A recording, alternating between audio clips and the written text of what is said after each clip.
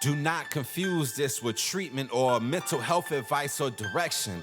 Nothing on this podcast is made to supplement or supersede the relationship and direction of your mental health caretakers. Although David Kozlowski is a licensed marriage and family therapist, he is not functioning as a certified mental health professional in this environment. And same applies to any professional who may appear on the OG Therapy podcast. Welcome to the OG Therapy. Hey everybody, welcome to another episode of OG Therapy. And today I want to share with you a conversation that I had just the other day with my teens in my high school class. Now, every single quarter, I do the exact same thing in my high school class to get kids to open up and be social. So I teach what's called a social health class at Harriman High School here in Salt Lake City, Utah. The reason why I teach that class is because in 2017, Harriman High School led the United States in public school suicides. You don't want to be number one in that category. That's not what you want your school to be known for. Unfortunately, the Wall Street Journal did a big expose on it. It's all over the internet, all over YouTube, and it didn't really put a shining light on the town and on the school. It put a dark cloud over them. So they hired me a long time ago to help their school and the culture of their school with their mental health. And so I told them, great, just as long as I can help the mental health without talking about mental health. Well, as you can imagine, they're like, what do you mean? You're not going to talk about mental health, but you're going to help the kids with mental health. And I just simply explained to them that the mental health crisis, epidemic, whatever you want to call it in our society right now, specifically in our country, specifically here in the state of Utah, because we're always in the top 5 in suicide deaths for youth. In fact, 10 to 17, the leading cause of suicide in the state of Utah, the leading cause of death in the state of Utah is suicide.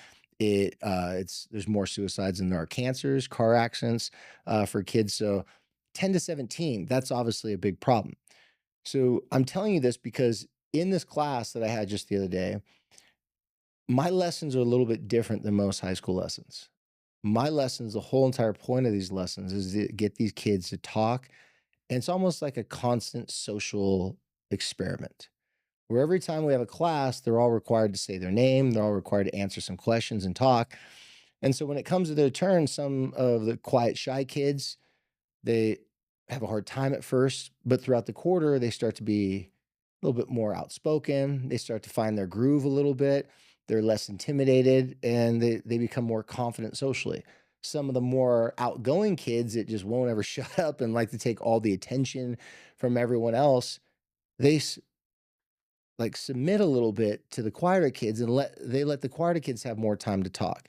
So by the end of the quarter, the kids who talk a lot more, they are the ones that talk less. The kids who are shyer in the beginning of the quarter, they talk more. Well, I asked my class about that yesterday and what they thought. And one of the kids said, I think it has a lot to do with our families. I go, how do you mean? And she goes, well, it's like if your parents like super isolated and stick to themselves and really don't have a lot of friends and do a lot of things socially, then you're probably not going to be taught that as a kid, or you're not going to think that's a priority. And some other kids started to weigh in and they started to go, yeah, we agree. I said, well, this is a perfect segue for what I want to talk to you guys about today, because this particular day, the lesson was about family. So what the question was that got everybody going, and this girl started this out with her other comment, was the question was how families changed from 30 to 50 years ago, that generation, to now. Like, what are the differences between families? And the topic really shifted towards the social aspect, obviously, because the class is called social health. But I let the kids share, whatever they want to share, as long as it's not hurtful to anyone else, and as long as it's, it's just their own thoughts, feelings, opinions. They're not telling anyone else how to live. And so as we started talking about what's the difference between families then and now, it was so much around how we see and treat other people.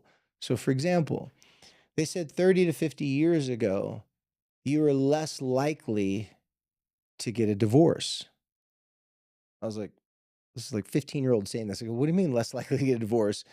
And this kid goes, well, it's like back then, whoever got married, you probably got married really young. And then if you're unhappy, you're miserable. This boy said, he goes, my grandparents talked about how they were married for like 40 years, and then they got a divorce. They said, why'd you get divorced after 40 years? They said, because after 4 years, we realized we didn't love each other anymore. We just stayed together because we didn't know you were allowed to get a divorce. Bunch of other kids like, yeah. Also, kids would be estranged from their family. They'd be blackballed from their family because of certain political beliefs, maybe certain lifestyle choices, if they got a piercing or a tattoo. And so he said families back then weren't as accepting as they are now. Well, then, of course, there's also some negative things how today it's actually worse than it was 30, 50 years ago. One of the biggest things that the kids really focused on this specific topic that's worse about raising families in today's world was obviously what technology's done to our relationships. I'm listening to 15-year-olds tell me, by the way, I wish I could record these conversations and sell these conversations to all these kids' parents. I could make so much money because these kids' parents would buy these videos if I could sell them, because these videos would show their kids aren't fools. Their kids aren't stupid. They can play like they're fools sometimes, and they're teenagers, so sometimes they make foolish decisions, but they're not fools.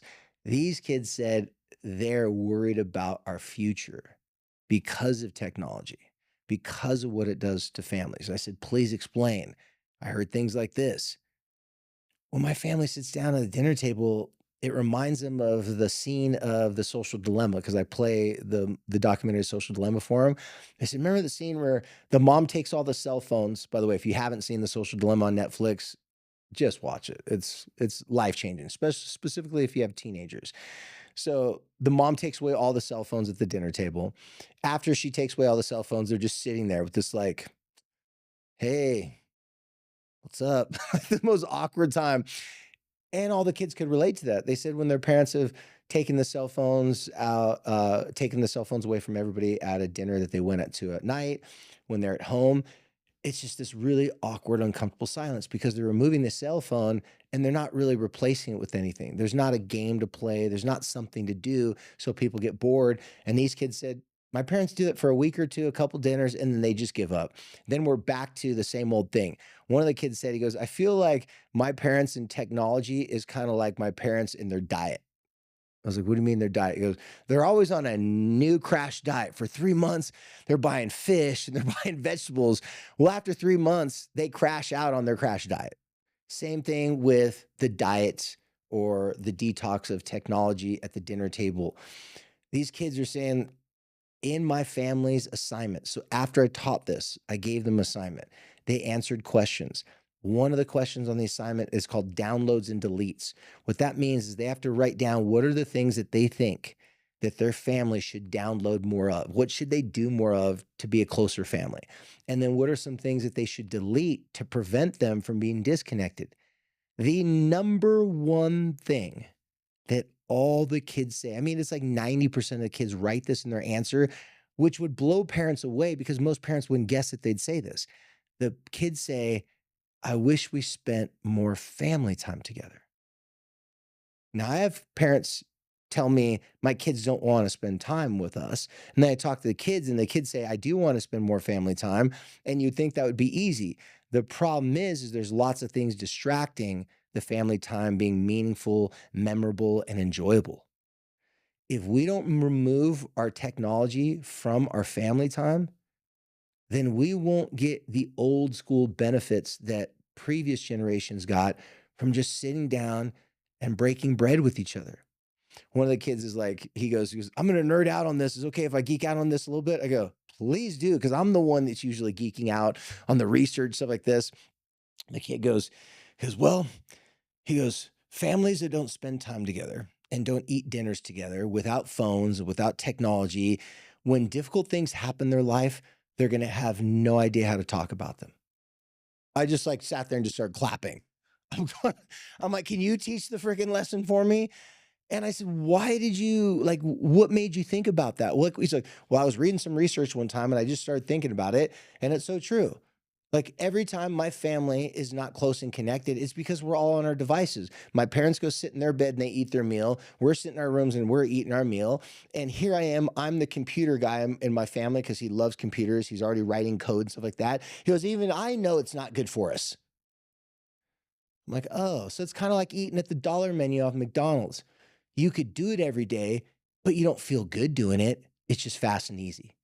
And he's like, yeah, exactly. Well, that blew up the conversation. Every kid started raising their hand. Normally, I got to give them some candies, whatever, some chips and some stuff. It's a social class, so I got to give out food. Like, how can you be social without food, right? But this time, it was just like gangbusters. Everybody started lighting up, talking about stuff, and it was all about relationships, you guys. They said the best part about 30 or 50 years ago is people ate outside more often. Complete. This kid goes, I feel like I used to watch. By the way, I love it when these kids make references to the 90s of things that I relate to. He goes, I love it when people, this is a black kid. He goes, I love when people uh um like do things from like way back in the day. I go, what do you mean? He's like, man, like every time I listen to my dad's favorite rap group called Outkast, and I said, I'm listening. They're talking about like catfish cookouts and barbecues at the park. He's like, dang, dad, how come we don't do that? So his dad was like, I don't know, son. It's just kind of different from where I grew up. People, it's just barbecue outside. I remember in my hometown in Carlsbad when I lived by the beach, I remember one day we just put out some barbecues, just got a bunch of carne asada in the front yard, just started cooking it.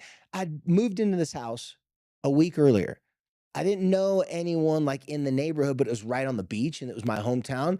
So I just had a carne asada cookout. That cookout lasted from noon until 5 o'clock the next morning and never got busted by the police. Nothing, because it wasn't like a party. It was just like a neighborhood gathering and get together. This kid, 15 years old, said, I wish we were more like Outcasts, talking about barbecues, fish fries. All these kids got nostalgic about a time they didn't even know. Every single one of them, it was like Back to the Future. They went back to the past. And then after the discussion, I ended with this. So, what can you guys go and do to be a better example to your family so that they can remember that the best currency in the world is connection? If you want to have memories, you got to be doing cool stuff. So, all the kids were like, I could tell my parents, let's go to the park and have a barbecue instead of just sitting at our house doing the same thing during the summer. Other kids were like, yeah, we go to Lagoon all the time, but some families bring like food and they camp out next to Lagoon. Lagoon's a little amusement park here. Other kids were like, yeah, there's this little like man-made lake, whatever. I guess we could just like go make a picnic and go hang out there. And like in the water, you can't be on your phones. Then the ideas just start going just wild. The kids like, oh yeah, over at Lagoon, you can't really be on your phone. So they all start thinking ways to replace the phone with something active to stay connected to your families, because everybody likes the good old days. Myself, all the kids, we all agreed on one thing. It was cooler when you had to figure out things to do that were fun. When you didn't have people just hand delivering you easy little things to get you a hit of dopamine. Just using your thumb going up and down. Your thumb up and down motion doesn't really burn a lot of calories. You're never going to take a picture of a selfie of yourself with a different phone of you scrolling on your phone. Why would you record that? That's not entertaining. That's not exciting. And that's what these kids told each other. So when they left the class yesterday, I literally taught them nothing about going out and having better relationships with their families. But I did what I like to call a little Jedi mind trick, and you parents can do the same thing. I played dumb. I acted like I had no idea what was going on, and I gave them a chance to throw shade on boomers. 30, 50 years ago, old families that go, man, what's the difference between families back then? And everybody started talking trash about families back then. And then one kid said, well, you know what? At least they hung out. At least they had conversations with each other. At least they talked about things that mattered. And then all of a sudden the conversation shifted to how it was more positive. So I'm not going to tell you what to do in this episode, parents and guys. You're smart enough. You'll figure it out. Pick up the pieces I've been dropping for you, because it's pretty simple. Go back to the past and bring the good stuff back to the future. Well, you guys, until next time, remember, follow us on all the socials, OG Therapy Podcast. And also, if you want to give a follow to my nonprofit organization that I run called Social Health Initiative, please do that too. It's on Instagram, on TikTok. We'd love to have you part of our community and just kind of listen to the things that we have to talk about. Well, guys, until next time, thank you as always, and be cool.